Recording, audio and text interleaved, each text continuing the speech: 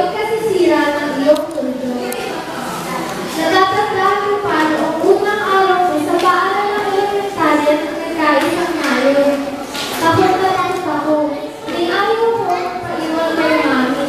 Ayaw ko kumipin sa kanyang kalda. Ngunit habang